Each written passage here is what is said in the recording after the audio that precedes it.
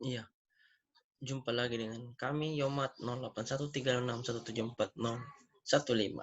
Kali ini kita akan membahas bab 1 analisis bangun ruang. Kompetensi dasarnya yaitu 3.1 mendeskripsikan jarak dalam ruang dalam kurung antar titik-titik ke garis dan titik ke bidang.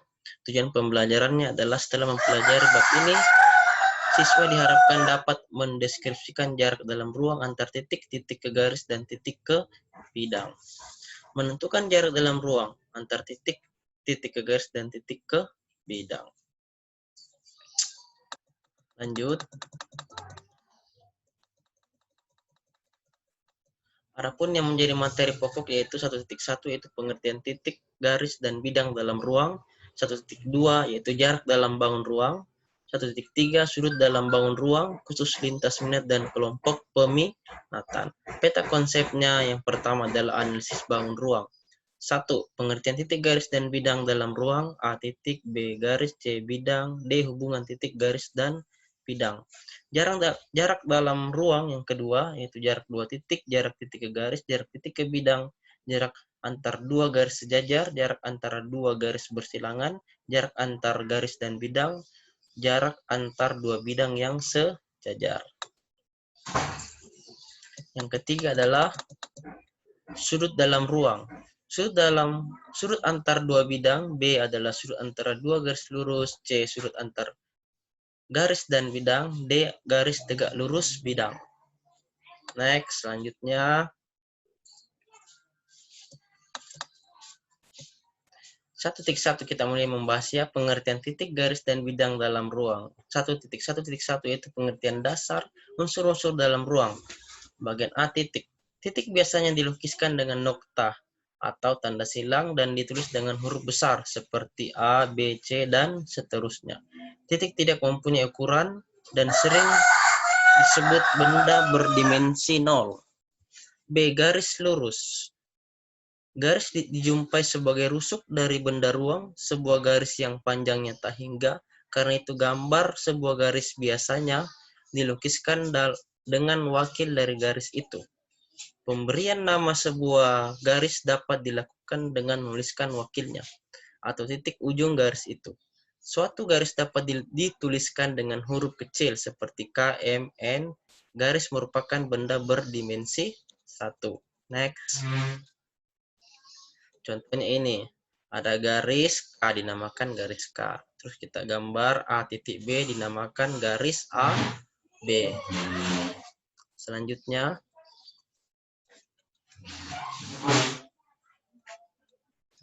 Bidang. Bagian C itu bidang. Bidang yang dimaksud di sini adalah bidang datar. Bidang mempunyai ukuran panjang dan lebar, panjang dan tinggi, atau tinggi dan lebar. Sering disebut benda berdimensi 2. Suatu bidang selalu dianggap dapat diperluas menurut arah panjang atau lebarnya. Luas sebuah bidang besarnya tak terbatas. Karena itu, gambar sebuah bidang biasanya dilukis adalah wakil bidang itu. Wakil sebuah bidang dapat berbentuk jajar genjang atau persegi panjang. Sebuah bidang diberi nama dengan menuliskannya pada satu pojok bidang itu dengan huruf Latin. Seperti V, W, X, dan seterusnya. Huruf khusus seperti alfa, beta, dan gamma, dan seterusnya. Atau dengan menuliskan titik sudut dari wakil bidang tersebut. Kita lihat gambarnya seperti ini. Ini namanya dinamakan bidang V. Kalau ini dinamakan dengan bidang alfa, ini ditaruh di sudut ya. Dan ini dinamakan bidang A, B, C, D, huruf besar semua. Oke, next. Selanjutnya kita akan membahas 1.1.2 yaitu hubungan titik, garis, dan bidang dalam ruang. Bagian A dulu, hubungan titik dan garis. Pengertian pertama itu sebuah titik dikatakan terletak pada sebuah garis jika titik itu dilalui garis. Yang kedua, sebuah titik terletak di luar garis jika titik itu tidak dilalui garis. Adapun yang menjadi catatan yaitu sebuah garis dapat dibuat melalui dua buah titik atau melalui dua buah titik hanya dapat dilukiskan sebuah garis. Ini namanya garis M. Ada satu titik K terletak pada garis dan titik N terletak di luar garis. Titik K terletak pada garis M karena garis M melalui titik K. Titik N terletak di luar garis M karena garis M tidak melalui titik N, seperti yang terlihat pada gambar di atas ini gambarnya ya. Terus bagian B yaitu hubungan titik dan bidang. Pengertiannya yang pertama yaitu sebuah titik dikatakan terletak pada sebuah bidang jika titik itu melalui bidang. Yang kedua, sebuah titik terletak di luar bidang jika titik itu tidak dilalui bidang. Pun yang menjadi catatan yaitu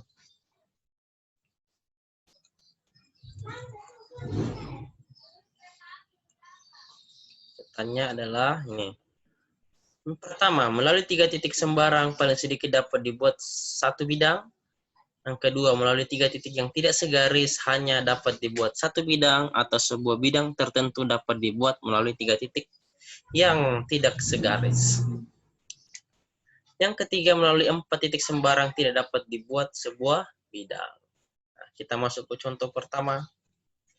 Contoh pertama yaitu memahami kedudukan titik dalam bidang. Perhatikan gambar yang ini. Perhatikan bidang A, B, C, D. A, B, C, D. Nah, titik A, B, C, D, dan H terletak pada bidang A, B, C, D. Ini titik A, B, C, D, dan H terletak pada bidang A, B, C, D. Ini yang mendatar bidang A, B, C, D. Titik E, F, G, dan I terletak di luar bidang A, B, C, D.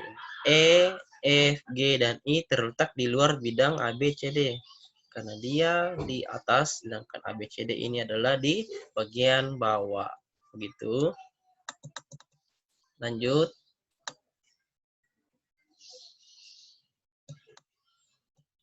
Bagian C yaitu mengenai hubungan garis dan garis. Pengertiannya yaitu yang pertama, dua garis dikatakan berpotongan jika dua garis itu sebidang dan mempunyai satu titik persekutuan. Titik persekutuan ini disebut dengan titik potong. Pada gambar A, garis K dan M berpotongan di titik P ini ya. Gambar A, garis K dan garis M berpotongan di titik P yang ini, titik P. Itu.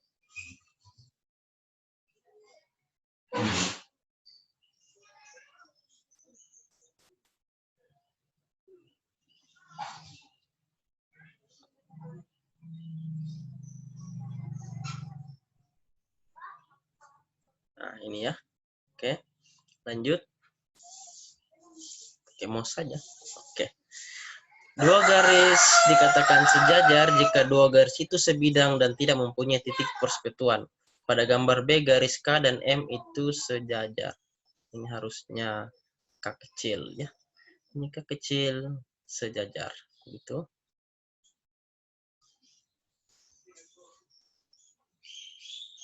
Ini diganti jadi K kecil. Oke. Jadi garis K sejajar garis M pada bidang ini ya, pada gambar B. Sejajar artinya jika diteruskan terus sampai di ujung dunia tidak akan ketemu titik potongnya atau tidak akan berpotongan. Yang kedua, ya, yang kedua atau yang ketiga ini, yang ketiga ini sudah yang ketiga, ada gambarnya ya. Dua buah garis dikatakan bersilangan jika dua buah garis itu tidak sebidang atau melalui kedua garis itu dan tidak dapat dibuat sebuah bidang datar seperti terlihat pada gambar C. Ini tidak sebidang ya. Ini garis K, ini bidang M. Gitu. Itu namanya bersilangan.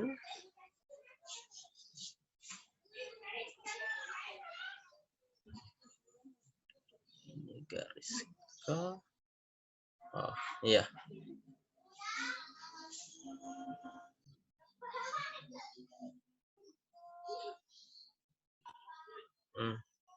Di sini garis M-nya bukan di sini ya. Di sini adalah garis M.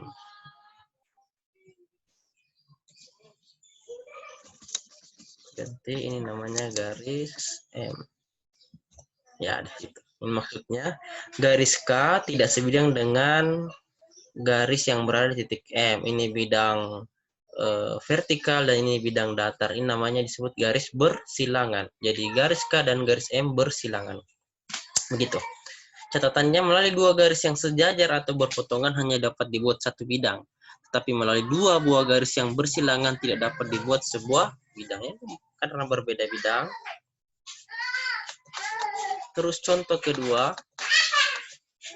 memahami kedudukan dua garis pada bangun ruang. Perhatikan kubus ABCD berikut. BG memotong CF di P.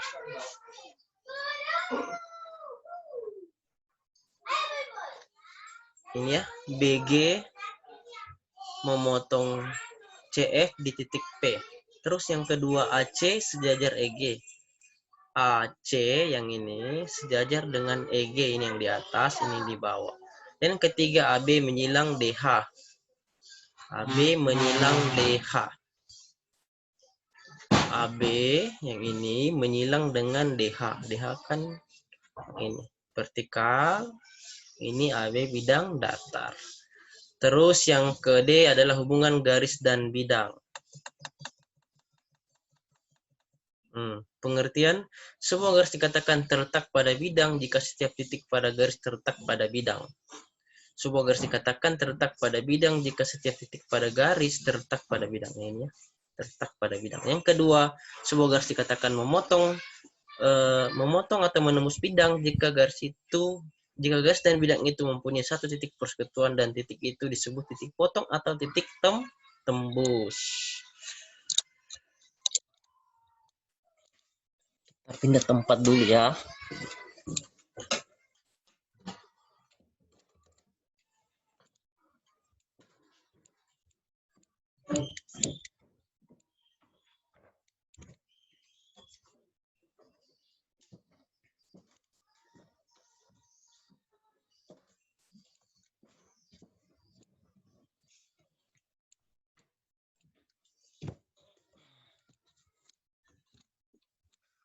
Oke, lanjut.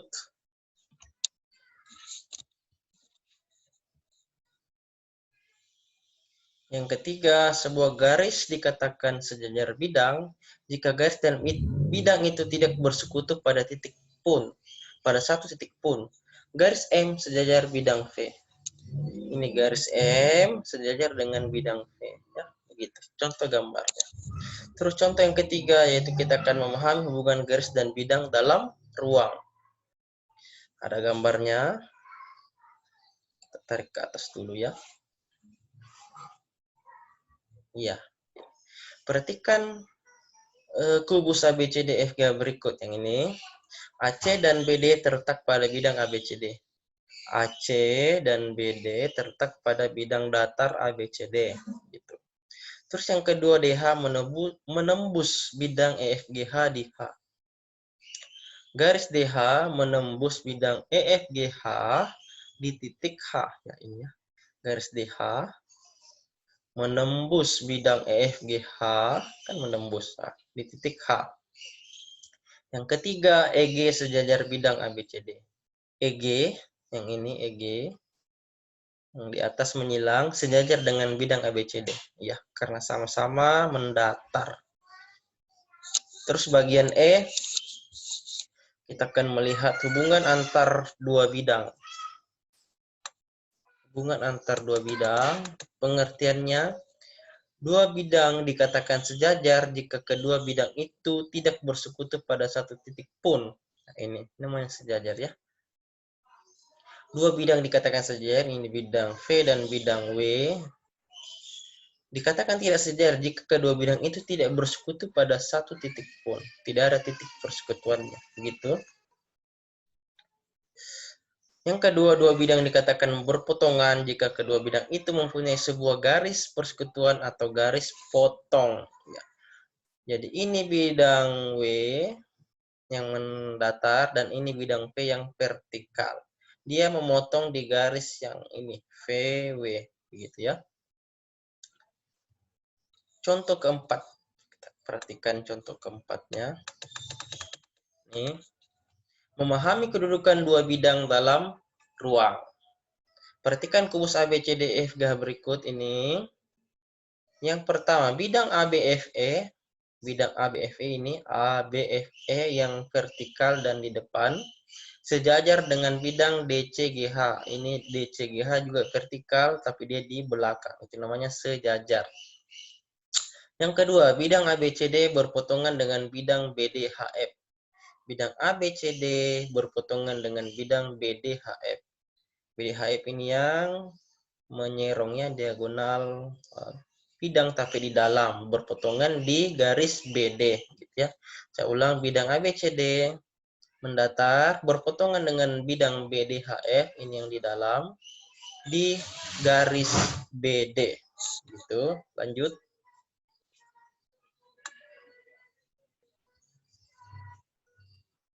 Nah, sekarang kita sudah masuk ke LKS 1. LKS itu adalah latihan kerja siswa untuk memahami materi ini. Bagian A, evaluasi pemahaman dan penguasaan materi. Petunjuknya, jawablah dengan singkat, jelas, dan benar. Gambar di bawah ini menunjukkan kubus A, B, C, D, F, G, H. Isilah titik-titik di bawah ini dengan kata sejajar, memotong, atau menyilang sehingga menjadi benar. Gitu. Bagian A, garis AB, titik-titik garis EF, garis DC, titik-titik garis DH, garis EH, titik-titik garis BC, garis AG, titik-titik garis EC, garis BG, titik-titik garis AH, garis AH, titik-titik garis BE, garis DH, titik-titik garis AC, garis EF, titik-titik garis HD, garis AH, titik-titik garis BG, garis AG, titik-titik garis HB. Yang kedua, perhatikan gambar balok ABCD EFGH berikut.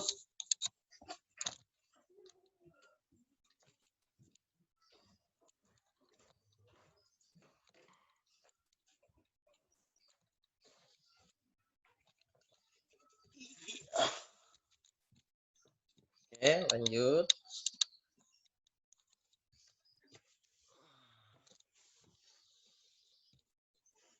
Ini kayak lebih terang ya. Nomor 2, perhatikan gambar balok ABCD EFGH berikut.